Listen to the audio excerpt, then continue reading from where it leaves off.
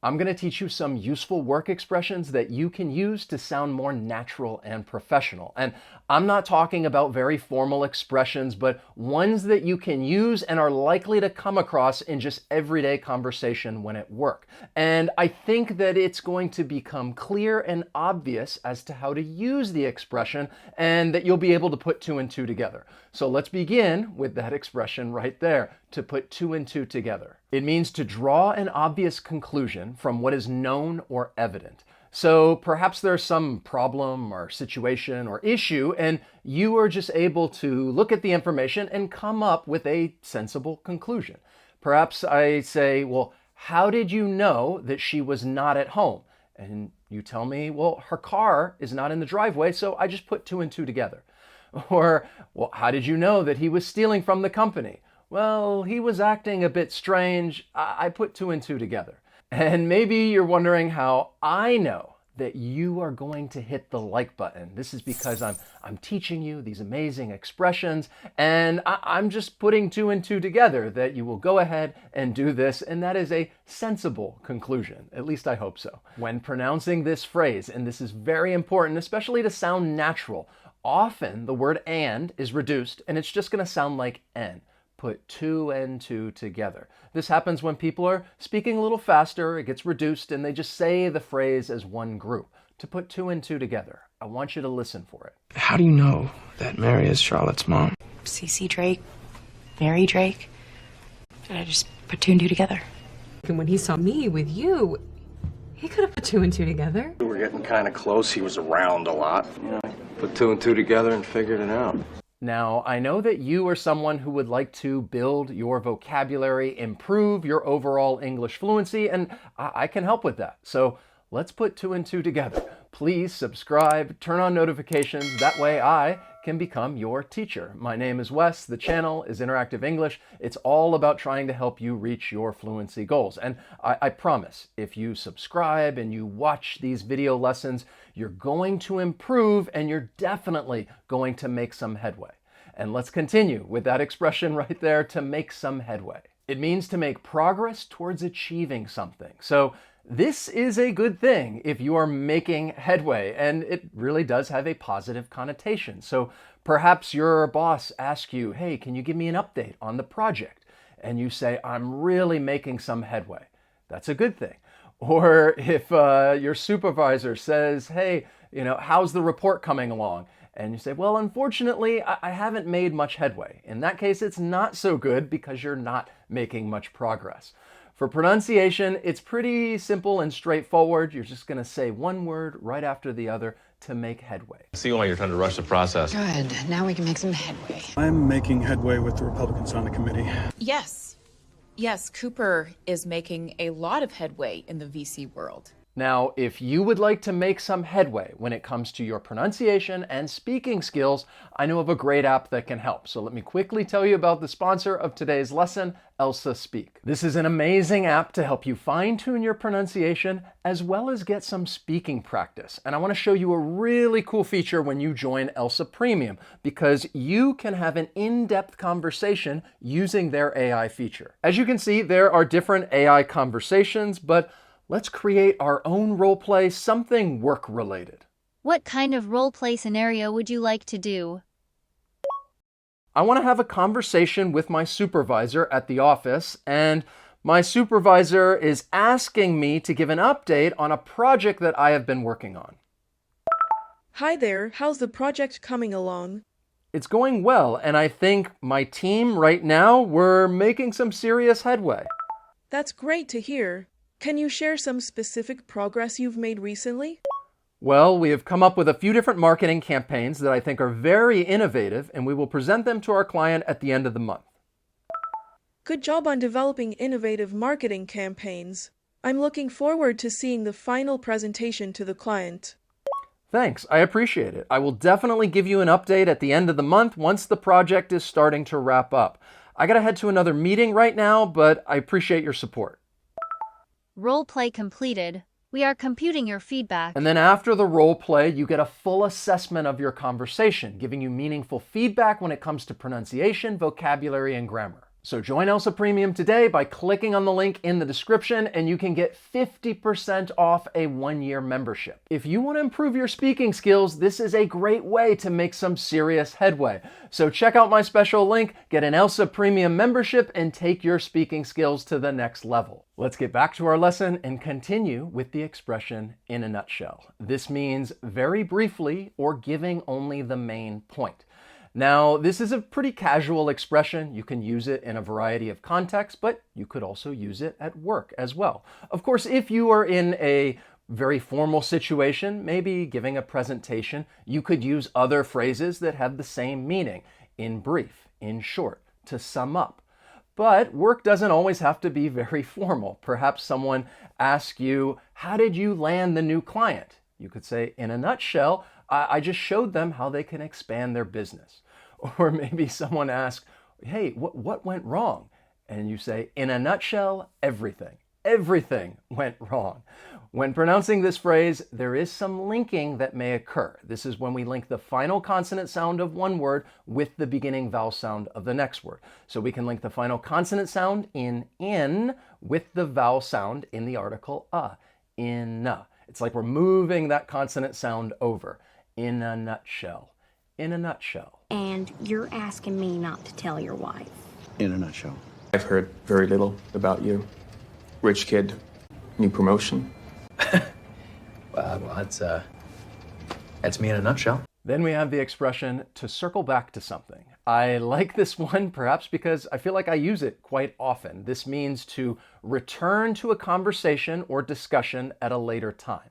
So maybe you're in a situation in which you can't or don't want to answer something, and then you could just circle back to it later. Now, I feel like I use this when I'm teaching a lesson, and if someone asks me a question that's unrelated to the lesson, I might say, let's just continue, and then at the end, I'll answer your question, and we'll circle back to it later. Now, I'll be honest, sometimes people may use this expression to procrastinate and just maybe push something off to later, and they say, okay, we'll circle back to it later. And I have some funny memes to capture that. When you realize it's time to circle back after the holiday break, and she does not look happy about this.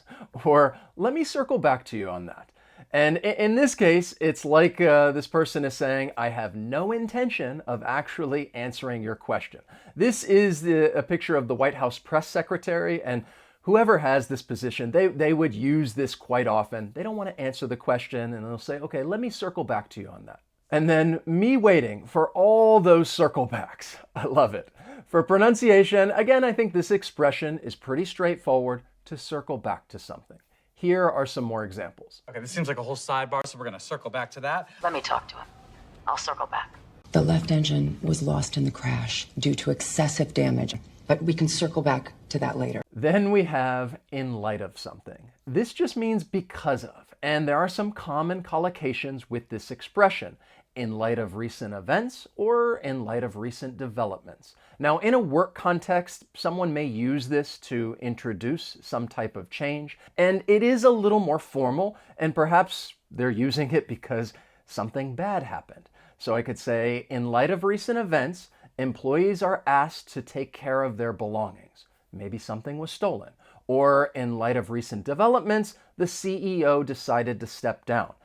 Perhaps there was a scandal. For pronunciation, there are two things that I want to point out. The first is the flap T. This is a distinct part of the American accent, and yes, I am from the US. So the final T in light, it comes between two vowel sounds, so you're going to hear me pronounce it as a flap T. It's going to sound like a soft D.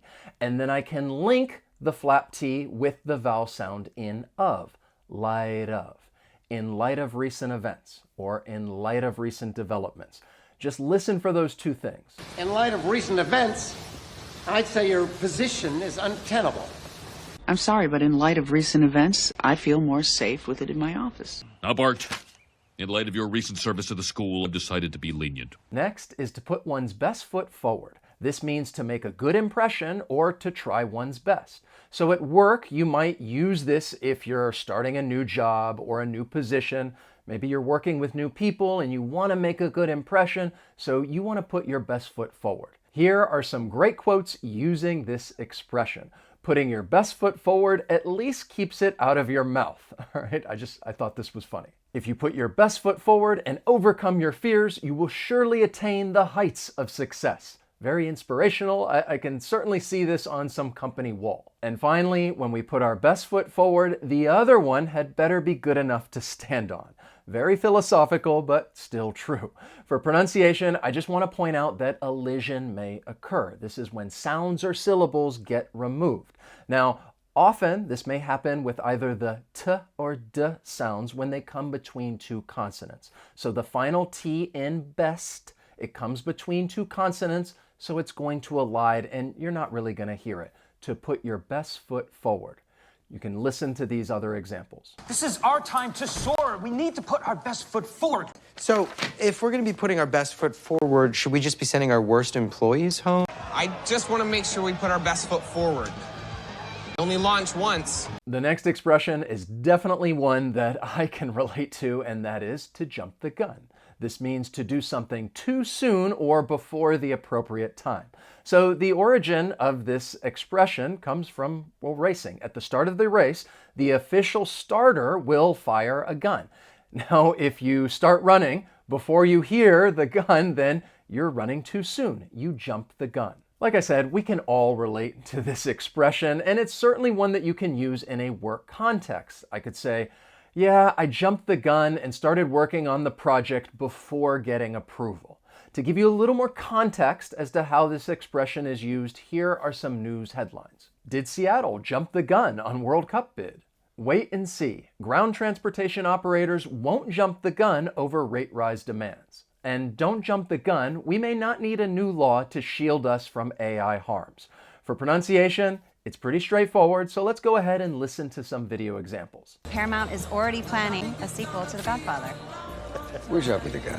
What if one of us gets the job over the other? How are we going to handle it? Aren't we jumping the gun here? I mean, maybe they'll pick somebody else. Some people may say that bringing in these contractors this early is jumping the gun a little bit. Then there's to hit the ground running. This means to immediately work hard and successfully at a new activity. It's a great work expression. It has a positive connotation. I could say, I was assigned to a project that starts next week, and I plan to hit the ground running. Or, I started my new position last month, and I really hit the ground running. For pronunciation, there's more elision. Remember, sounds are getting removed. This time, it's the final d in the word ground. It comes between two consonants, so that D is going to elide. To hit the ground running. We want to start retraining people ASAP so we can hit the ground running with the new system. You hit the ground running, you don't look back, huh? Thank you. The rest of you stop crying and figure out how we're going to hit the ground running in 3 weeks with new work.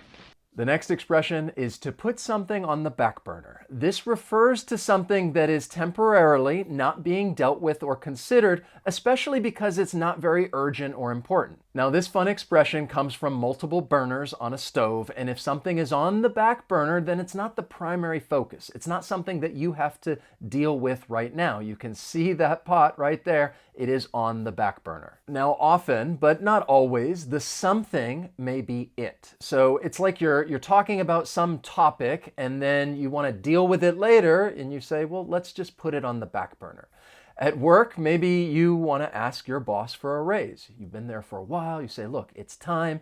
And especially if your boss does not want to deal with it at that moment, they may say, well, let's put it on the back burner. When pronouncing this phrase, specifically, put it on the back burner, you're going to hear me pronounce the final T in put and the final T in it as a flap T, because those T's come between two vowel sounds. And then we can link the entire phrase. Put it on. Say it with me. Put it on. Put it on the back burner. Excellent. Look, it all comes down to one word. You. Are you ready to put your own dreams on the back burner? We will put this on the back burner, but underneath, I want you to know I am fuming. Maybe I get involved in a great nonprofit and I just put journalism on the back burner for a little while. That's a great idea. Then there's the pros outweigh the cons. Simply put, this means there is more good than there is bad.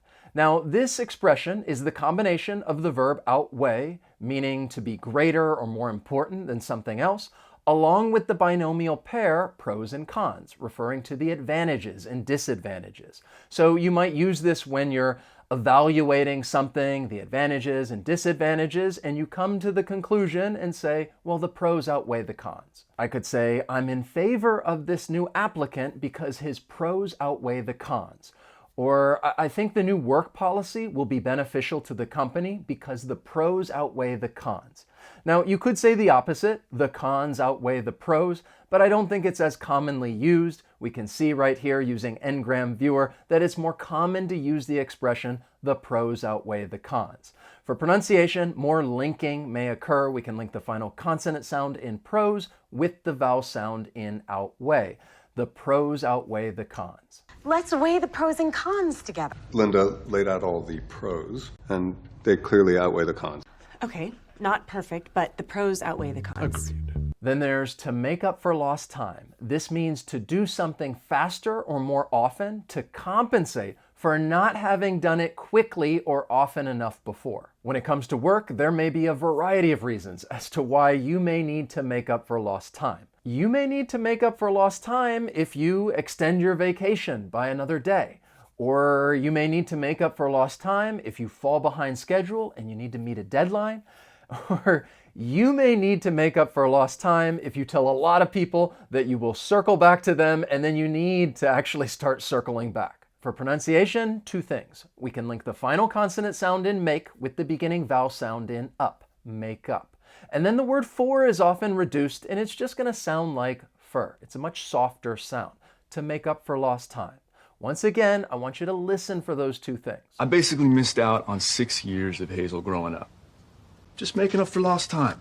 This year, she's making up for lost time, honey. She is talking about everybody else and getting all in the mix. I told myself I was going to make up for lost time, but I've just pushed her further and further away from me. The next expression, to come up short. This means to fall short of expectations. So this really does have a negative connotation because, well, the result is not what you wanted. You had some goal that you wanted to achieve, but in the end, you came up short.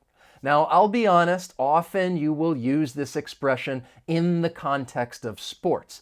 If a team does not win, then you could say, well, they just came up a little short. However, in business, this regularly happens, so it is an important expression.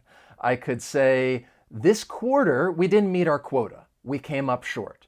Or our goal was to increase sales by 20%, but we came up a little short. Let's look at some more news headlines to give you a bit more context. Amazon sales come up short, profit nearly doubles. Li Auto slashes sales target as deliveries come up short. And Fred Meyer workers' paychecks come up short due to software glitch. Not a good situation. For pronunciation, we can link the final consonant sound in come with the beginning vowel sound in up. Come up. To come up short. We're going to sit tight, let McNulty take his best shot, and hope like hell he comes up short. We've had some bookkeeping problems lately. Checks coming up short. Yeah, we are trying our best over here, but we just keep coming up short. So I really think we made some headway in this lesson. And of course, if you would like to review, you can always circle back to it later. I think that's a good idea. Now, I don't want to jump the gun, but if you would like to continue building your vocabulary, I recommend that you watch another video lesson. Don't tell me that you're going to put it on the back burner. I think you should do it right now. The pros definitely outweigh the cons. If you enjoyed this lesson and learned something new, you can let me know by hitting that like button. As always, thank you so much for watching, and I will see you next time. So long.